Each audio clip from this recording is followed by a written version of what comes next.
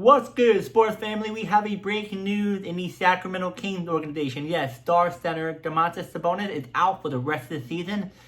Let's get into it. So, as many of you guys know, Sabonis throughout the year kept having on and off about playing each and every game. But he just underwent a season-ending surgery on his torn meniscus in his left knee. He will be missing the remainder of the 2025-26 NBA season.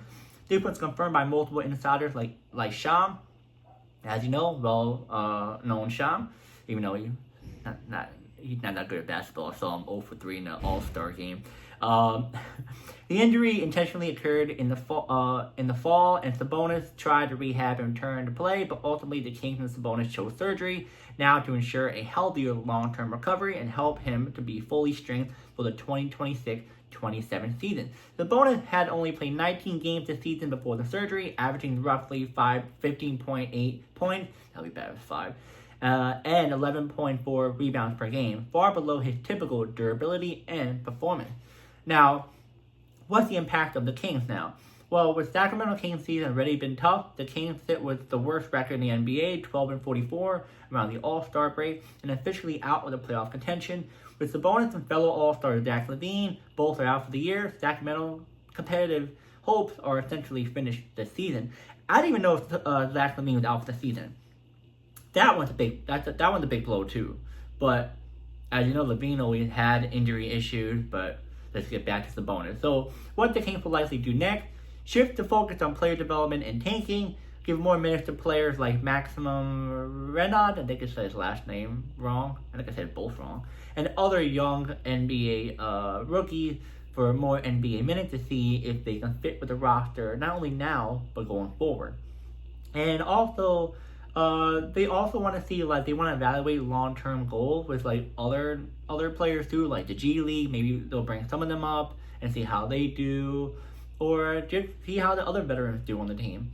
Now, this is also a big position for high draft picks. As you guys know, every single year, as we've been seeing the last couple of weeks now, the Jazz purposely losing, the Pacers somewhat losing purposely, even though both of them are pretty good teams.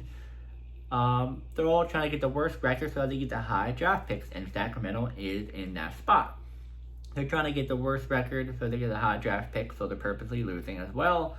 And now let's talk about roster moves and rebuild decisions. So, veteran values, there was a lot of talk about Sabonis being traded right before his injury, but ended up not because of Sabonis has a right to say so, and also Sacramento saw that value wasn't as high, so they would not get as much stuff out of him.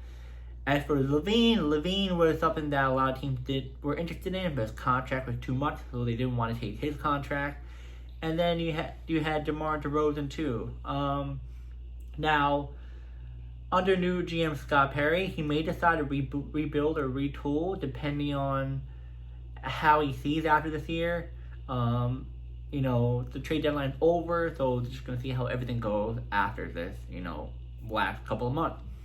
Now, Sabonis' timeline could be beginning of training camp to preseason, but you never know. Sometimes there's setbacks. It might be the beginning of the season, it might be later, but we just have to wait and see.